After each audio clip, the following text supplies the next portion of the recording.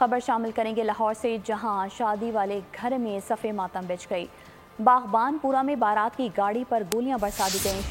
شادی سے واپس آنے والی گاڑی پر فائرنگ سے 2 خواتین سمیت 4 افراد زندگی کی بازی ہار گئے۔ گولیاں لگنے سے بچی اور خاتون زخمی ہوئیں۔ واقعے کی CCTV فوٹیج منظر عام پر آ گئی۔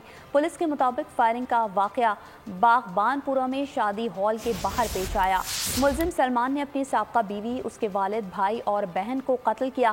مقتولہ کرن کی 2 سال پہلے ملزم سلمان سے طلاق ہوئی تھی۔ ملزم نے طلاق کی رنجش پر اپنی سابقہ بیوی اور اس کے خاندان کو قتل کیا ہے۔ عینی شاہدین کے مطابق کار سوار خواتین اور مردوں پر ملزمان نے اندھا دھند فائرنگ کی۔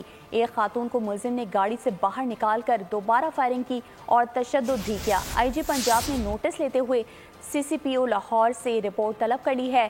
DIG آپریشنز کو فائرنگ میں ملوث ملزم کی فوری گرفتاری کا بھی حکم۔ کہا ملزم کی گرفتاری کے لیے تمام وسائل بروئے کار لائیں۔ سبسکرائب کریں اور بیل دبائیں تاکہ کوئی خبر رہ نہ جائے۔